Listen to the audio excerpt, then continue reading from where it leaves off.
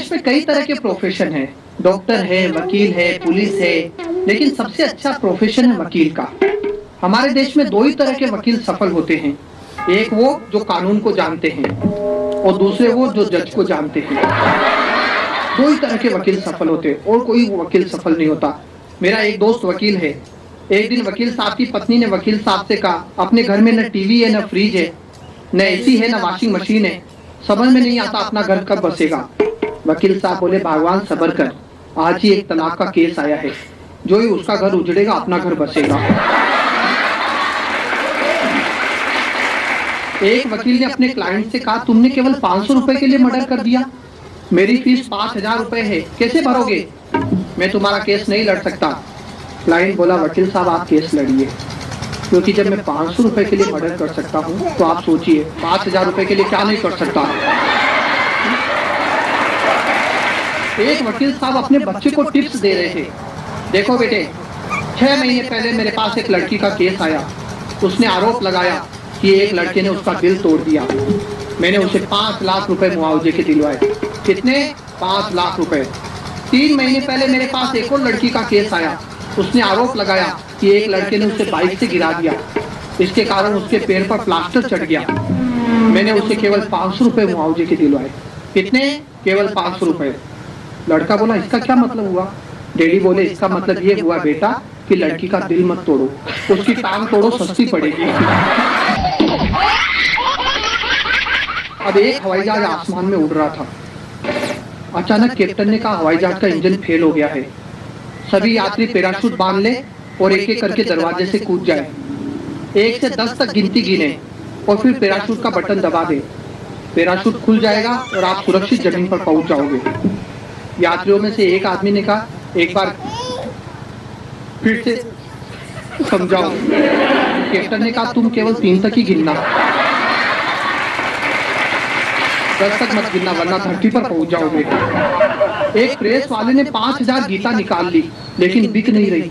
वे परेशान, 5000 गीता छप गई लेकिन बिक नहीं रही, क्या करें? तभी एक आदमी आया, बोला, मैं बेचता हूं, 500 गीता दे दो। वे लोग हैरान, बोले, जिस गीता को हमारे अच्छे अच्छे ट्रेंड सेल्समैन नहीं बेच सके, उसे ये कैसे बेच देगा? फिर भी उम्मीद पे दुनिया टिकी है, ये सोचकर 500 गीता दे दी। वो लेकर चला गया। अगले दिन आया, बोला, सब बिक गई, ये लो पैसे, 500 और दे दो। सब लोग आश्चर्यचकित रह गए।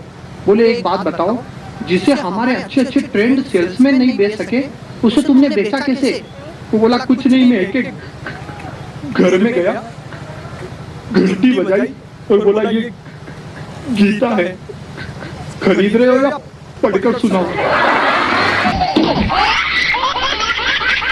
मेरे पड़ोस में सर अजीब लोग रहते हैं, अजीबो गरीब लोग रहते हैं, बल्कि अजीब ढंग के गरीब लोग रहते हैं। सबका कैरेक्टर अलग अलग। मेरा एक पड़ोसी है जो धोती पर शूज पहनता और कुर्ते पर टाई लगाता है।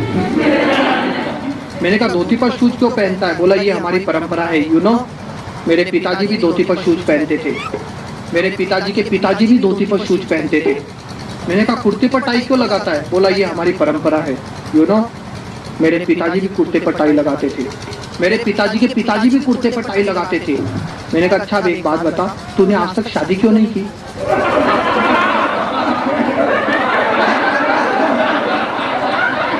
उसके उत्तर में वही जवाब, ये हमारी परंपरा है। पिताजी ने भी शादी नहीं की, मेरे पिताजी के पिताजी ने भी शादी नहीं की। अजीब लोग रहते हैं। मेरे एक पड़ोसी ने तीसरी शादी रचाई, मैंने दी बधाई।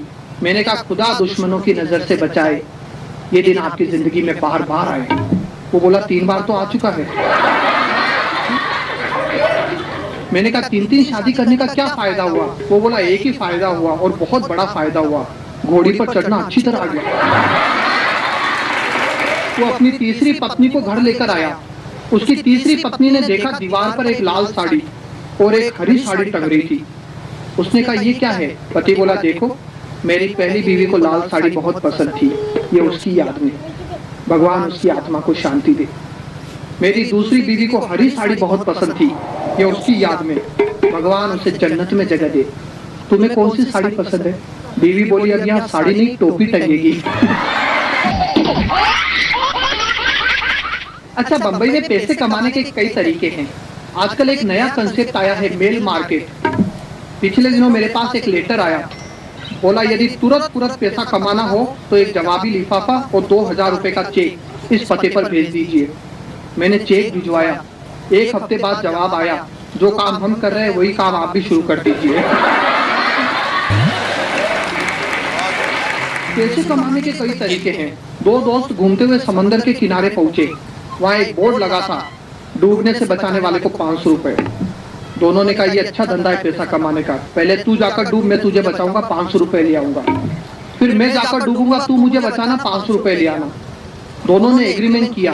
एक पानी के अंदर गया, डूबने लगा, दूसरा खड़ा देखता रहा। पहला बुरी तरह घबरा गया, पानी उसके सर पर आ गया, किसी तरह गिरते पड़ते किनारे पर आया, आकर चिल्लाया तूने मुझे बचाया क्यों नहीं। दूसरा बोला यहाँ एक बोर्ड और लगा है, लाश निकालने वाले को 1000 रुपए। तो मैं बंबई में रहता हूँ, तो बंबई में फ्लैट इतने छोटे होते हैं कि 2 आदमी साथ चले तो दीवार से टकराए। और मजबूत कितने। परसों मैंने अपने दादाजी की तस्वीर टांगने के लिए दीवार में कील ठोकी तो पड़ोसी की दादी गिर गई। अब आप लोग तो हंस रहे, वो पड़ोसी डंडा लेकर मेरे घर पे आ गया, बोला मेरी दादी को धक्का किसने दिया। अब ये भी नहीं कह सकता मेरे दादाजी ने, उनका कैरेक्टर खराब होता है। तो ऐसी हालत में बंबई में अगर कोई गेस्ट आ जाए तो वो गेस्ट नहीं गोश्त लगता है। बंबई का कल्चर बिल्कुल अलग है, हम गेस्ट बिल्कुल पसंद नहीं करते। संडे की सुबह संकट बड़ा विकट हुआ, एक अनचाहा मेहमान देवदूत की तरह प्रकट हुआ। मैंने कहा सौभाग्य हमारे जो आप पधारे। मैंने पिछले जन्म में जरूर कुछ पुण्य किए हैं जो आपने बिन तपस्या के दर्शन दिए हैं। आपका ये उपकार हम भूल नहीं पाएंगे, कहिए वापस कब जाएंगे।